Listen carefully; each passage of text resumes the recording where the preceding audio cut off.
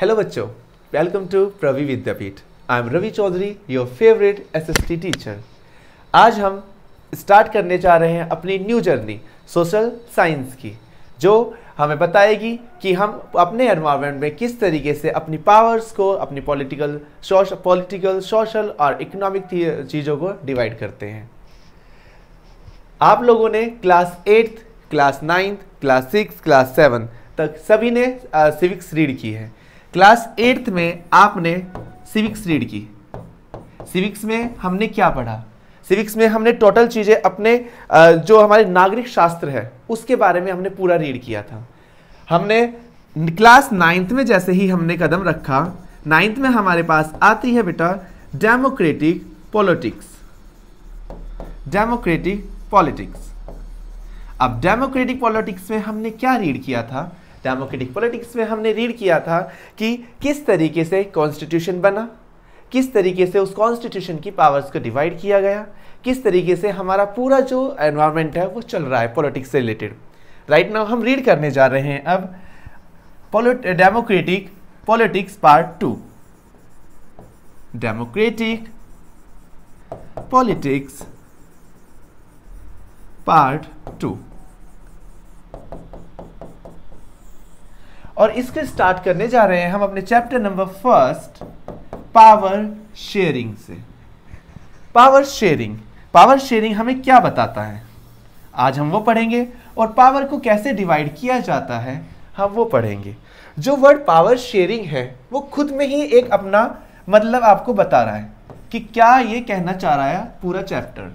Power क्या होता है? पावर को हम बेटा बोलते हैं सत्ता, और शेयरिंग का मतलब होता है साझेदारी। तो पूरा चैप्टर आपको क्या बताता है? सत्ता की साझेदारी। अब सत्ता क्या होती है? सत्ता जो पावर्स होती हैं, जो लोग, जो हमारे पॉलिटिशियंस होते हैं, उनके पास जो पावर होती है उसे ही सत्ता बोला जाता है। अब ये पावर डिवाइड किस तरीके से है? ये पावर डिवाइड है दो पार्ट्स में। जो पूरी पावर आपकी डिवाइड होती है बेटा, वो पूरी पावर आपकी दो पार्ट्स में डिवाइड होती है। एक होती है वर्टिकली और एक होती है हॉरिजॉन्टली। वर्टिकली जो पावर डिवाइड होती है इसे हम बोलते हैं सेंटर, स्टेट एंड लोकल। यानी कि आपकी जो वर्टिकल पावर है वो 3 लेवल्स में डिवाइड हुई रहती है। एक सेंटर लेवल होता है, एक स्टेट लेवल होता है और एक लोकल लेवल होता है। जो आपकी हॉरिजॉन्टल पावर होती है, आपकी हॉरिजॉन्टल पावर डिवाइड हुई रहती है बेटा same as usual 3 parts: legislative, executive and judiciary. 3 parts में आपकी हॉरिजॉन्टल पावर भी डिवाइड है। यहां पर टोटल मैंने आपको बताया कि वर्टिकल पावर किस तरीके से डिवाइड है, आपकी हॉरिजॉन्टल पावर किस तरीके से डिवाइड है। राइट नाउ अब हम चलते हैं चैप्टर के बारे में। आइए हम चैप्टर के बारे में रीड करेंगे बेटा। अब जैसे कि आपको ये दिख रहा है बेटा, ये जो पूरी इमेज है, ये पूरी इमेज में आपको 4 हाथ दिखे हुए हैं, जैसे 1, 2, 3 एंड 4। इन्होंने सबने जो है हाथों को कुछ इस तरीके से पकड़ा हुआ है, ठीक है बेटा, जिसका क्या मतलब है कि इसकी जो पावर है वो ये होल्ड कर रहा है, इसकी जो पावर है वो ये होल्ड करेगा, इसकी जो पावर है कुछ ये होल्ड करेगा, और इसकी कुछ पावर को ये होल्ड करेगा। यानी कि एक तरीके से बेटा अगर आप चेक करें तो सर्कल चल रहा है, ठीक है। अगर हम शेयर करने से मतलब क्या होता है? शेयर करने से मतलब होता है बेटा बंटवारा, ठीक है। बंटवारे से तो कुछ चीजें कम होती है, तो फिर पावर शेयरिंग इंपॉर्टेंट क्यों रही? क्यों इंपॉर्टेंट है पावर को शेयर करना? जब बंटवारे का मतलब कम होना होता है। अब कम होने से तो चीजें घटती है, लेकिन पावर शेयर करने से क्या होता है बेटा? पावर को शेयर करने से पावर को बढ़ाया जाता है। हमारा जो कॉन्स्टिट्यूशन है उसमें हमारे पास क्या है बेटा? हम डेमोक्रेटिक गवर्नमेंट में रहते हैं, एक लोकतांत्रिक हमारा शासन है, ठीक है बेटा। हमारे पास डेमोक्रेटिक गवर्नमेंट है, और डेमोक्रेटिक गवर्नमेंट के अकॉर्डिंग क्या कहा गया है, हमारे कॉन्स्टिट्यूशन में बोला गया है कि पावर को डिवाइड किया जाए। अगर हम नॉर्मल एक एग्जाम्पल देखें बेटा, एक एग्जाम्पल क्या बोलता है, जैसे कि स्कूल है, स्कूल में क्या होता है बेटा, principal is the head of the school. Principal क्या होते हैं बेटा, स्कूल के हेड होते हैं, ठीक है। प्रिंसिपल स्कूल के हेड हुए, राइट नाउ प्रिंसिपल अपनी पावर, अब प्रिंसिपल पूरे स्कूल को एकदम से नहीं देख पाते, तो वो अपनी पावर को डिवाइड कर देते हैं कोऑर्डिनेटर्स के ऊपर।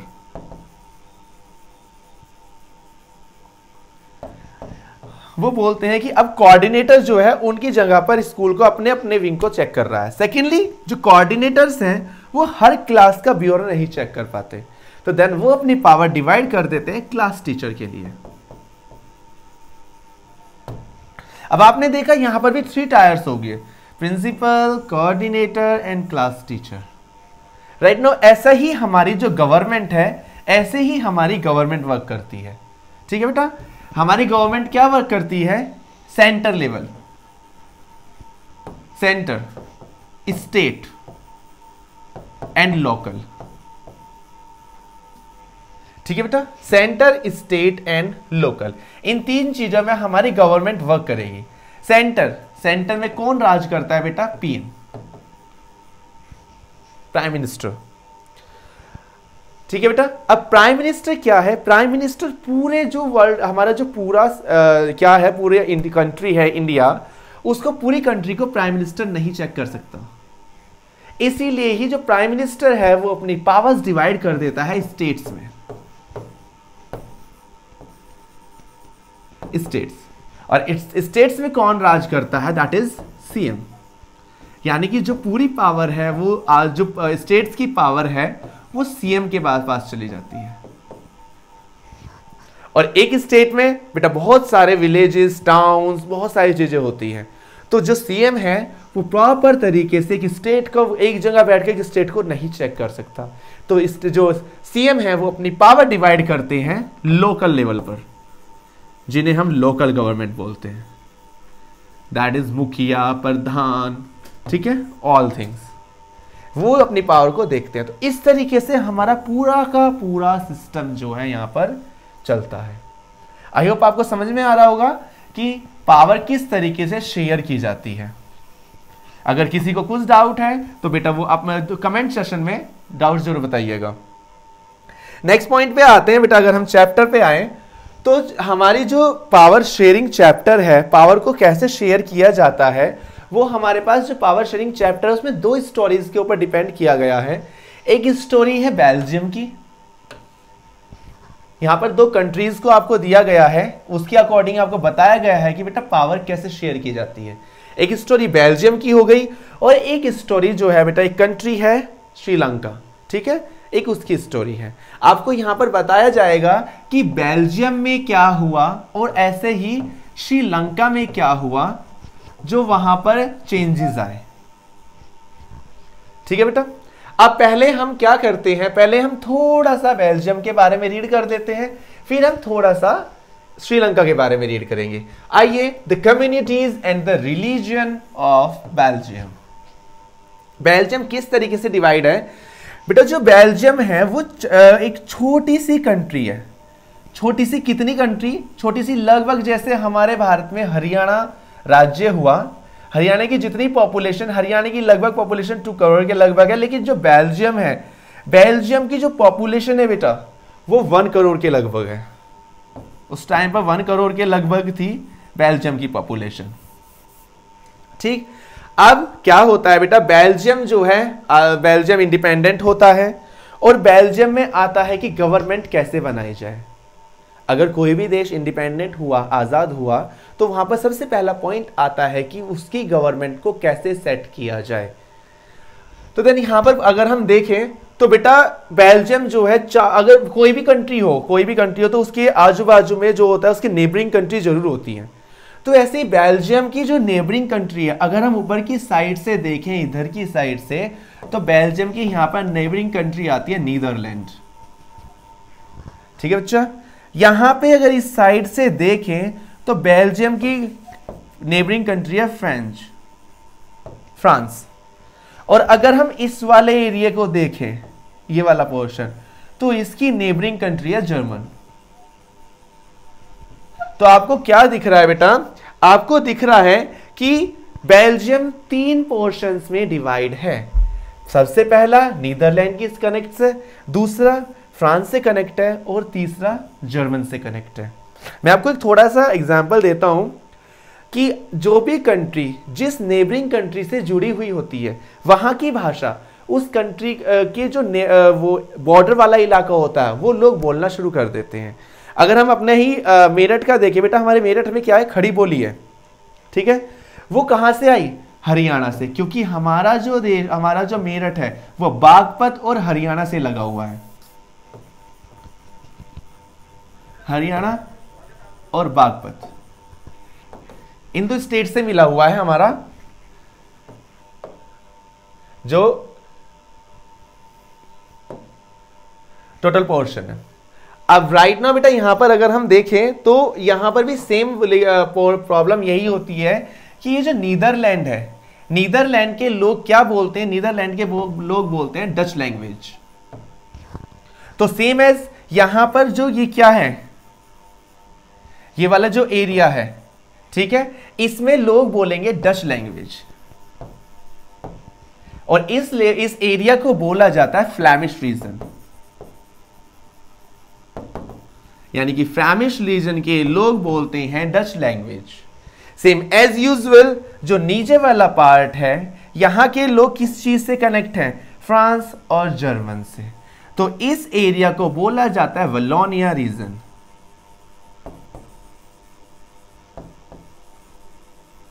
और वलोनिया रीजन के लोग बहुत सारी भाषाएं बोलते हैं, जिनमें से आती है एक तो फ्रेंच लैंग्वेज और एक आती है जर्मन लैंग्वेज।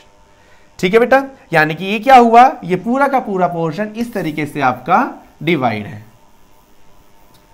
तो अब आप क्या देख रहे हैं? अब आप देख रहे हैं कि बेल्जियम में क्या है? बेल्जियम में कुछ डच लैंग्वेज स्पीकर्स हैं, कुछ कैसे हैं? कुछ फ्रेंच लैंग्वेज स्पीकर्स हैं और कुछ जर्मन लैंग्वेज स्पीकर्स हैं।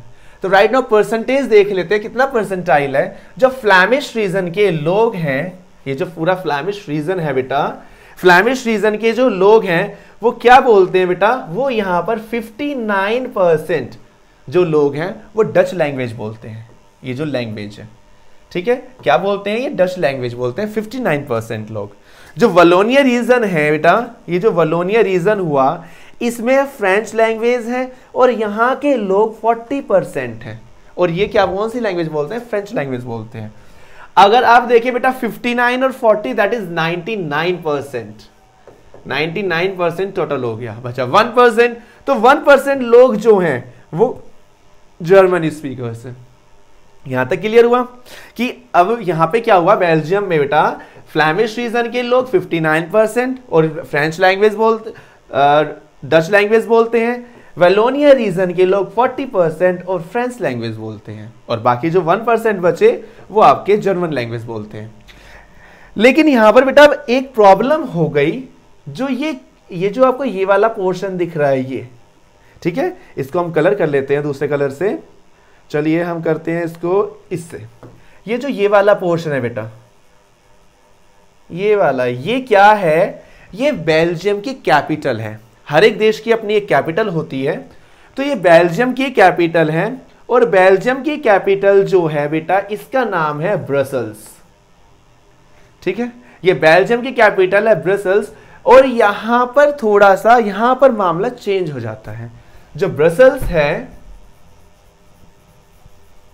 ब्रसल्स में बेटा 80% लोग तो बोलते हैं कौन सी लैंग्वेज? French language. और बाकी बचे हुए कितने परसेंट बेटा? 20% लोग बोलते हैं वहां पर कौन सी लैंग्वेज? Dutch language. तो अब क्या हुआ? यहां पे कहानी बदल गई, इमोशंस बदल गए सारे। कैसे बेटा? कि यहां पर 59% लोग ये थे, 40% लोग ये थे। लेकिन यहां पे तो सारा ही उल्टा हो गया। यहां पे तो 80% लोग कौन हो गए? French speakers. और 20% लोग कौन हो गए बेटा? यहां पर डच स्पीकर्स। अब जब ये पूरा का पूरा पोर्शन चेंज हो गया तो अब यहां पर प्रॉब्लम हुई कि क्या किया जाए, है ना। अब यहां पर अगर वो लोग किसके अकॉर्डिंग उठाते हैं, अगर वो लोग कंट्री के अकॉर्डिंग देखते हैं तो मेजोरिटी किसकी बैठती है बेटा, मेजोरिटी बैठती है डच स्पीकर्स की।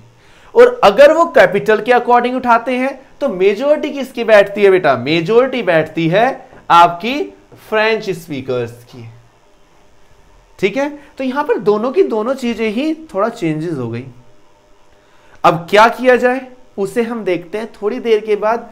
अब हम देख लेते हैं श्रीलंका को। श्रीलंका में तो कुछ चेंजेस हुए होंगे। मैंने आपको स्टार्टिंग में बताया था कि हम दो देशों की कहानी पढ़ेंगे, एक श्रीलंका की और बेल्जियम की। तो आ जाइए अब देखते हैं हम श्रीलंका। आपको दिख रहा है ना ये छोटा सा ये जो एरिया है ये वाला, ये श्रीलंका का है। श्रीलंका आपने देखा होगा ना, जैसे कि हम दो क्या देखते हैं बेटा, हम अगर भारत का मैप देखने लगे तो भारत के मैप में ऐसे छोटा सा एक पोर्शन फ्री फंड में जो हमें मिलता है वो श्रीलंका है। भारत का मैप ले जाओ, श्रीलंका फ्री में मिल जाएगा। ठीक है, तो जो श्रीलंका है ये, इसकी भी अपनी एक स्टोरी है। चलिए इसकी स्टोरी भी रीड कर लेते हैं कि इसकी स्टोरी क्या कहती है। आइए बेटा, चलिए इसकी स्टोरी में क्या है। 1948 Sri Lanka is independent to British. Sri Lanka British से इंडिपेंडेंट हो जाती है, आजाद हो जाती है। Now the country is independent.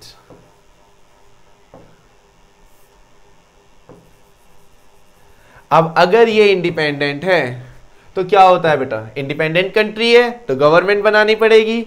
तो सेम सिचुएशन श्रीलंका में भी आती है। अब श्रीलंका में भी क्या देखा गया, श्रीलंका में भी आपने देखा होगा बेटा, इधर जो श्रीलंका है ये कुछ इस तरीके से डिवाइड हो रही है ना। ये कुछ इस तरीके से यहां पे डिवाइड है, यहां पे ये वाला पोर्शन डिवाइड हो गया, ये हो गया, ये यहां का ये कुछ कुछ जो एरिया है बेटा, ये श्रीलंका का सारा डिवाइडेड पोर्शन है।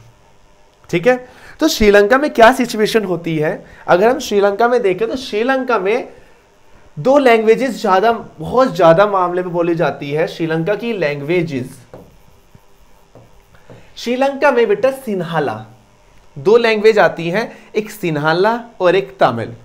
जो यहाँ के सिन्हाला लोग हैं, सिन्हाला स्पीकर्स हैं बेटा 74%।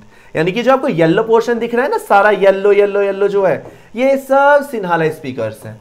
कौन है बेटा, सिन्हाला स्पीकर्स। सब सिन्हाला लैंग्वेज यहां पर ये बोलते हैं। ये कितने हैं, ये है टोटल आपके 74%। ठीक है, कितने हैं बेटा, 74%। अब आता है बेटा ये जो ये रेड वाला पोर्शन है, ये रेड जो लोग हैं ये हैं कितने, 18%। ठीक है, यहां पे दूसरी लैंग्वेज, हर देश में दो दो तीन तीन लैंग्वेज बोली जाती हैं, तो सेम है श्रीलंका में भी ऐसा हुआ। सिन्हाला स्पीकर 74 थे, दूसरी लैंग्वेज थी यहां पर बच्चा तमिल लैंग्वेज आपकी। जो तमिल थी वो 18% बोली जाती थी। कितनी थी, चलिए थोड़ा सा हम क्लियर कर लेते हैं इसे और अच्छे से हमें समझ में आएगा। आइए बेटा, जो सिन्हाला स्पीकर्स थे वो थे बेटा आपके 74%, और जो आपके तमिल स्पीकर्स थे वो थे आपके बेटा 18%। ठीक है, अब जो तमिल स्पीकर्स हैं ये भी दो पार्ट्स में डिवाइड थे। तमिल स्पीकर्स भी दो पार्ट में डिवाइड थे। एक तो थे श्रीलंकन तमिल, ठीक है बेटा, कौन से थे, श्रीलंकन तमिल, और एक थे बेटा आपके इंडियन तमिल। ध्यान से समझिएगा, पूरा चैप्टर इंपॉर्टेंट है। आपको बता दो बेटा, इस चैप्टर का जो पूरा वेटेज है एग्जाम में 7 से 8 मार्क्स का वेटेज आता है आपका इस चैप्टर का। ठीक है, तो आपको चैप्टर रीड करना ज्यादा जरूरी है। आप लोग मेरी जो जितना मैं समझा रहा हूं उतना ध्यान से समझ लीजिए, माइंड में बिल्कुल सेट हो जाएगा पूरा चैप्टर।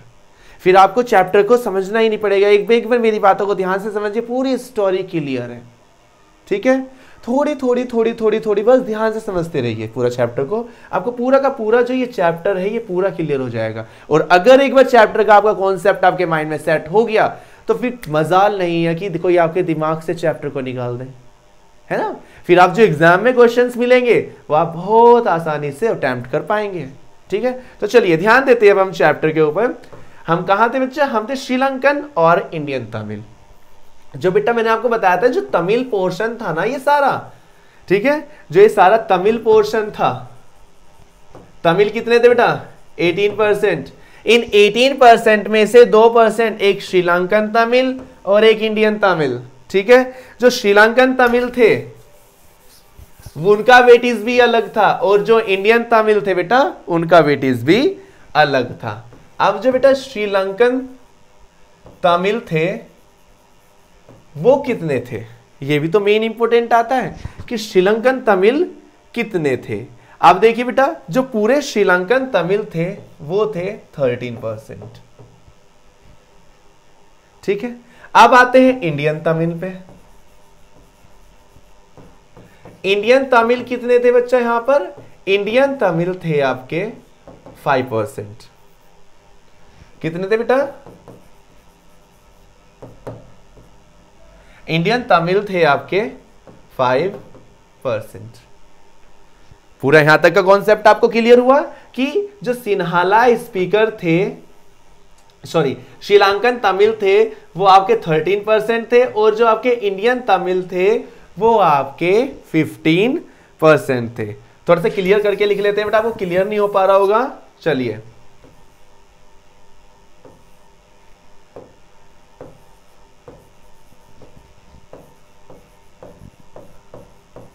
श्रीलंकन तमिल आपके हुए 13% और इंडियन तमिल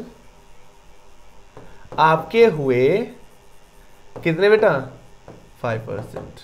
अब इंडियन तमिल का, इंडियन का क्या मतलब, इंडियन तमिल का श्रीलंका में क्या मतलब, ये भी तो पॉइंट आता है ना बेटा कि वो वहां करने क्या गए। तो ये जिस टाइम पे श्रीलंका में ब्रिटिश का राज हुआ करता था, कॉलोनियल पीरियड हुआ करता था, तो उस टाइम पे श्रीलंका जो है ना बेटा, श्रीलंका ट्रॉपिकल एरिया है। ट्रॉपिकल एरिया है तो यहां पर प्लांटेशन वर्क बहुत अच्छे से होता है, टी प्लांटिंग, कॉफी प्लांटिंग, ये सब चीजें बहुत अच्छे से यहां पर होती है। तो उन चीजों को ही कराने के लिए, क्योंकि उस टाइम पे इंडिया में भी किसका राज हुआ करता था, ब्रिटिश का, और श्रीलंका में किसका राज था, ब्रिटिश का। और श्रीलंका कहां से लगा हुआ है, भारत के बॉर्डर से। और ये वाला पोर्शन कौन सा है, तमिल का पोर्शन है। तो यहां कौन से लोग रहते हैं, तमिल स्पीकर्स रहते होंगे, है ना।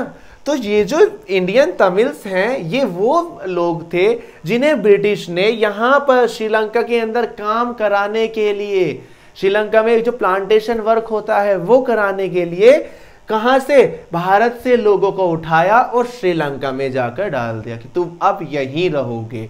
तो वे जो 5% हैं वो ये यही है, ठीक है। अब ये श्रीलंकन तमिल कौन है, आप लोगों के माइंड में सेट हो गया होगा, श्रीलंकन तमिल कौन हुए फिर, अगर ये इंडियन तमिल ऐसे हैं तो श्रीलंकन तमिल कौन है। तो ये श्रीलंकन तमिल वो हैं, जैसे मैंने आपको बताया था ना बेटा कि जिस बॉर्डर से, जिस अगर कोई कंट्री किसी दूसरी कंट्री के बॉर्डर से लगी हुई है तो दूसरी कंट्री की लैंग्वेज वाली कंट्री बोलना शुरू कर देती है। तो सेम एज यूजुअल यहां भी यही हुआ, भारत से लगी हुई थी ये वाली कंट्री श्रीलंका, तो यहां के जो ये लोग थे इन्होंने इस वाले हमारी जो तमिल लैंग्वेज है भारत की, उस तमिल लैंग्वेज को अपना लिया और बन गए श्रीलंकन तमिल स्पीकर्स। यहां तक क्लियर। तो अब आपको यहां तक क्लियर हुआ बेटा पूरा कि किस तरीके से इंडियन तमिल बटे और किस तरीके से श्रीलंकन तमिल यहां पर बट गए।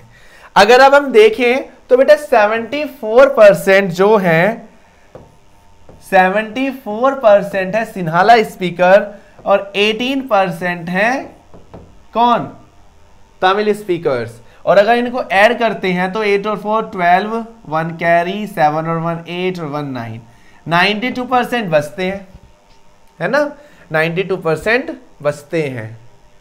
अब बचे कितने, अब जो एक कंट्री है उसमें एक तो लैंग्वेज बोली नहीं जाती, बहुत सारी लैंग्वेजेस बोली जाती है ना। तो ये तो 8% है, ये वो लोग थे जो सिन्हाला भी बोल लेते थे, तमिल भी बोल लेते थे, कुछ ऐसे मुस्लिम कम्युनिटीज भी थी जो, और कुछ ऐसे थे जो क्रिश्चियन कम्युनिटीज भी थी। बहुत सारे लोग इन 7% में आते हैं, 8% में आते हैं। इसमें से 7% लोग ऐसे थे बेटा जो क्रिश्चियंस थे, और 1% बचे हुए यहां पर मुस्लिम्स थे। जो सिन्हाला लोग थे बेटा, ये कौन से रिलीजन से जुड़े हुए थे? बुद्धिस्ट से। और जो तमिल्स थे ये कौन थे? ये हिंदू और मुस्लिम दोनों कम्युनिटी से जुड़े हुए थे। ठीक है, तो अब ये थी यहां की पूरी स्टोरी इसकी। अब यहां पर पॉइंट क्या आता है? यहां पर पॉइंट ये आता है कि यहां पर गवर्नमेंट कैसे बनी। जब ये इतना होचपोच यहां पर हो रखा है तो ये गवर्नमेंट कैसे बनाएंगे? ठीक, तो यहां पर क्या होता है बेटा कि टोटल मेजोरिटी किसके पास है? टोटल मेजोरिटी सिन्हाला के पास है। ज्यादा परसेंटेज किसके पास है? सिन्हाला से, जो सिन्हाला लैंग्वेज है उसके पास है। ये वाला पूरा पोर्शन आपको क्लियर हो गया बेटा श्रीलंका का। तो आइए आगे चलते हैं थोड़ा सा हम। Reason for the alienations of Sri Lankan Tamil and majoritism in Sri. ये जो वर्ड देख रहे हो ना बेटा आप, मेजोरिटेरिज्म, ठीक है, ये हुआ था श्रीलंका में। मेजोरिटी, मेजोरिटी क्या होती है? मेजोरिटी भी तो पता होना चाहिए ना बच्चा, मेजोरिटी होती क्या है ना? मेजोरिटी क्या होती है? तो आइए हम थोड़ा सा मेजोरिटी के बारे में पढ़ लेते हैं। चलिए, मेजोरिटी होती है कि टोटल परसेंटेज कितना हो बेटा? टोटल परसेंटेज होता है 100%। इसका अगर हम हाफ हाफ करें तो ये डिवाइड हो जाता है 50% में, और ये डिवाइड हो जाता है 50% में। ये हो गया हाफ। अगर यहां से 1% उठकर इधर आ जाए तो ये बच जाएंगे 49 और ये बच जाएंगे 51, ये हो जाएंगे 51। तो ये जो ये 51 है ये मेजोरिटी है। ठीक है, यानी कि 50 में 1 ऐड कर दिया जाए तो 51 हो जाते हैं और वो हो जाती है मेजोरिटी। ठीक है, जिस चीज को ज्यादा लोग समझते हैं, ज्यादा लोग मान लेते हैं, वहां हो जाती है मेजोरिटी। ठीक है, तो सेम सिचुएशन श्रीलंका में भी ऐसी ही हुई। ठीक है, श्रीलंका में क्या हुआ? श्रीलंका में बेटा टोटल पोर्शन रखा गया। आइए देख लेते हैं श्रीलंका में क्या हुआ था। श्रीलंका में मेजोरिटी हो गई थी। ये श्रीलंका का क्या है बेटा? फ्लैग है। ठीक है, ये पूरा श्रीलंका का फ्लैग है। श्रीलंका में क्या हुआ? श्रीलंका में हुई मेजोरिटी। वहां पर से इलेक्शन हुए और इलेक्शन में जीतता कौन? जिसकी परसेंटेज ज्यादा। परसेंटेज किसकी ज्यादा? सिन्हाला की। तो वहां पर जो है बेटा सिन्हाला स्पीकर्स लोग क्या हुए? विन हो गए। और पार्टी किसकी बनी? वहां पर पार्टी सेट हुई सिन्हालाज की, सिन्हाला स्पीकर्स। और सिन्हाला स्पीकर कौन थे? बुद्धिस्ट।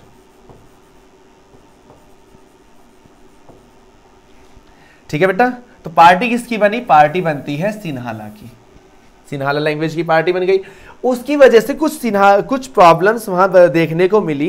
क्या क्या प्रॉब्लम आई? चलिए पढ़ लेते हैं। रीजंस क्या क्या रहे? सबसे पहला, dominance of Sinhalas community due to the majority. Sinhala जो कम्युनिटी थी वो मेजोरिटी में थी। ठीक है बेटा। सेकंड पॉइंट, 1956 में act made in Sinhalas as the only official language. अब ये क्या कहना चाह रहा है? जब वहां पर बेटा सिन्हाला जो श्रीलंका थे, श्रीलंका में सिन्हालाज की गवर्नमेंट आई तो उन्होंने 1956 में एक एक्ट पास किया। उस एक्ट का नाम, उस एक्ट में क्या कहा गया था? उसमें कहा गया था कि सिन्हाला ही क्या होगी? वहां की ऑफिशियल लैंग्वेज होगी। चलिए बेटा आपसे एक क्वेश्चन पुटअप करते हैं कि भारत की ऑफिशियल लैंग्वेज क्या है। ये आप लोग कमेंट सेक्शन में सेंड करेंगे कि भारत की ऑफिशियल लैंग्वेज क्या है। यहां पे आ जाते हैं बेटा, Sinhala is the only official language. वहां पर बोल दिया कि सिन्हाला ही ऑफिशियल लैंग्वेज होगी। तो अब तमिल बोलने वाले लोग क्या करेंगे जब सिन्हाला ही ऑफिशियल होगी? कि तमिल बोलने वालों को तो सिन्हाला आती नहीं है। चलिए थर्ड पॉइंट पे आ जाते हैं बेटा, preferential policies favouring Sinhalese in the university positions and the jobs. अब देखिए बेटा यहां पर एक पॉइंट और मिला। सिन्हालाज ने गवर्नमेंट बनते ही क्या कर दिया कि जो वहां पर स्कूल्स में एडमिशन्स होंगे, यूनिवर्सिटीज में एडमिशन्स होंगे, या फिर जो गवर्नमेंट जॉब की सिक्योरिटीज आएंगी, वो सिर्फ जितने भी प्रिविलेजेस होंगे वो सब सिन्हाला स्पीकर्स को ही मिलेंगे। यानी कि तमिल स्पीकर अब यहां पर कुछ नहीं कर पाएंगे। जितने भी सिन्हाला स्पीकर्स हैं उन्हें ही ये सारी चीजें दी जाएंगी। नेक्स्ट पॉइंट क्या कहता है बेटा? नेक्स्ट पॉइंट कहता है state to the protect and foster Buddhism. जो स्टेट है वो जो बुद्धिस्ट थे सिर्फ उन्हें ही सिक्योर करेगा, उनकी ही सिक्योरिटी के ऊपर ध्यान दिया जाएगा। जो प्रोटेक्शन होगी वो सिर्फ बुद्धिज्म लोगों की ही होगी। तो जो इंडियंस हैं, जो हिंदूज हैं, हिंदूज, मुस्लिम कम्युनिटी और क्रिश्चियंस, वो क्या करेंगे? है ना, ये तीन कम्युनिटी हुई, ये तीन कम्युनिटी फिर तो अनसिक्योर फील करेंगी। तो ये सारी चीजें गवर्नमेंट आते ही सिन्हालाज ने कर दी। अब अगर ये सारी चीजें हुई हैं तो लोगों के बीच दिमाग में क्या आया कि सब चीजें तो यही अपने लिए कर रहे हैं, हमारे लिए तो कुछ कर ही नहीं रहे हैं। तो यहां पर अब क्या हुआ बेटा? यहां पर हो जाता है कॉन्फ्लिक्ट। कॉन्फ्लिक्ट क्या होता है? कॉन्फ्लिक्ट को बोलते हैं बेटा मतभेद।